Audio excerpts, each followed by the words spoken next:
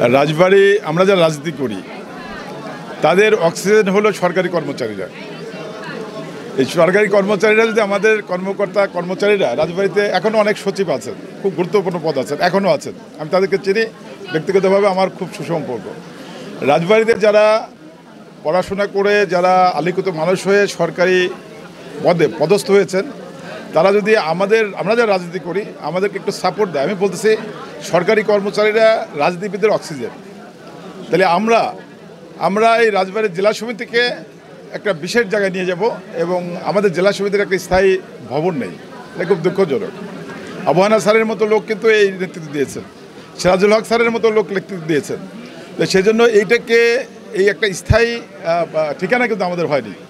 তা আমরা যদি আল্লাহ যদি আমাদের সুযোগ দেয়, এই 5ই আগস্টের যে ছাত্র জনতার যে গণ অভ্যুত্থানের পরে যে নতুন বাংলাদেশের আকাঙ্ক্ষা নিয়ে আমরা কাজ করছি, সেটা যদি আমাদের ফ্রি ফেয়ার ক্রেডিবল ইলেকশনের মাধ্যমে জনগণের সরকার প্রতিষ্ঠিত হয়, বিএনপি সরকার প্রতিষ্ঠিত হয়, অবশ্যই রাজবাড়ী জেলা সমিতিকে আমরা রাজবাড়ী থেকে আমরা ব্যাপক সাপোর্ট দেবো এবং একটা বিশেষ জায়গায় উন্নীত করবো ইনশাল্লাহ।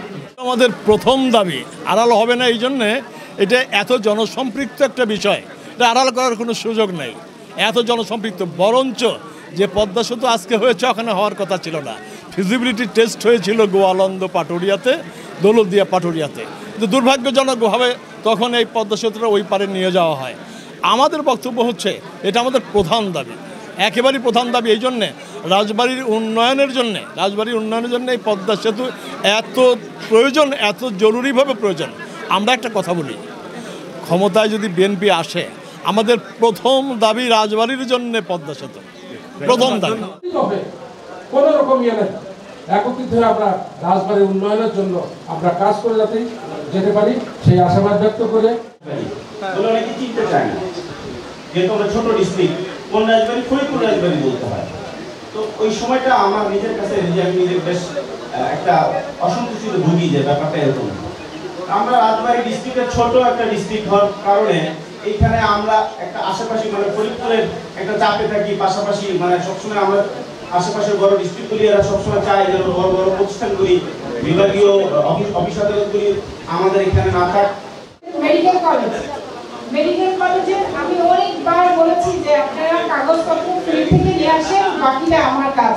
কারণ আমি কিন্তু কোনো রাজনীতি করি না, আর রাজবাড়ী সমিতি আমি মনে করি একটি অরাজনৈতিক সংগঠন। অর্থাৎ আমি আমার জেলাকে সমৃদ্ধশালী করতে চেয়েছি সব সময়। এখন পর্যন্ত আমার অবশ্য চাকরি আছে আর 9 মাস, এখনো একবারে শেষ হয়ে যায়নি যে আমার যদি কোনো করণীয় থাকে কোথাও যাওয়া লাগে। কারণ আমি একমাত্র ভয় পাই মহান আল্লাহ রাব্বুল আলামিনকে, আর কাউকে ভয় পাই না। মাধ্যমে আমরা এই পদ্মা সেতু সমাহার যে দাবিগুলো আছে, আমার মনে হয় যদি সামনের দিকে একটা নির্বাচিত সরকার আসে